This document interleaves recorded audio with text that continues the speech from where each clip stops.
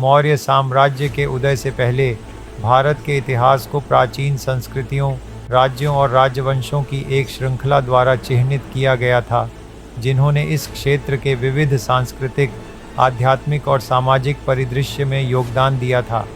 यहाँ मौर्यों से पहले भारत के प्रमुख ऐतिहासिक काल और साम्राज्यों का सारांश दिया गया है। गुरुजी, क्या आप मुझे सबसे पुरानी भारतीय सभ्यता के बारे में बता सकते हैं? बिल्कुल, यह थी सिंधु घाटी सभ्यता। इसकी प्रमुख बस्तियाँ हड़प्पा और मोहनजोदड़ो थीं, जहाँ लोग एक संगठित और उन्नत नगर जीवन जीते थे। वहाँ कैसा जीवन था?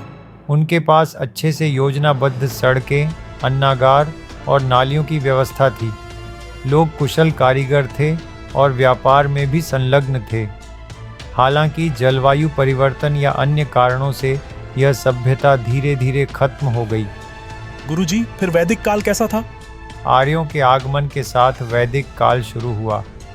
वे जनजातियों में रहते थे और उनकी आस्था प्रकृति की पूजा और अग्नि यज्ञ में था। हाँ, वे ऋग्वेद की रचना करते थे, जो उनकी धार्मिक और सामाजिक मान्यताओं का मुख्य ग्रंथ है। धीरे धीरे उनका समाज स्थायी गांवों और कस्बों में बदल गया। मैंने महाजनपदों के बारे में सुना है, ये क्या थे? महाजनपद शक्तिशाली राज्य थे जो उत्तरी भारत में उभरे। कुल 16 प्रमुख महाजनपद थे, जिनमें मगध, कोसल और अवंती महत्वपूर्ण थे। ये राज्य कैसे संचालित होते थे? कुछ राज्य राजतंत्र थे, जहां एक राजा शासन करता था, जबकि अन्य गणराज्य थे, जहां प्रमुख लोग मिलकर निर्णय लेते थे। ये राज्य धीरे धीरे विस्तार करने लगे। और बौद्ध धर्म और जैन धर्म का उदय कैसे हुआ? इस काल में सिद्धार्थ गौतम ने बोधि प्राप्त की और बौद्ध धर्म की स्थापना की। इसी समय महावीर ने जैन धर्म का प्रचार किया। इन दोनों ने सामाजिक सुधार और अहिंसा की शिक्षा दी। इन्होंने वैदिक धर्म की प्रथाओं को चुनौती दी और उनके विचारों ने लोगों को धर्म और नैतिकता का नया मार्ग दिखाया।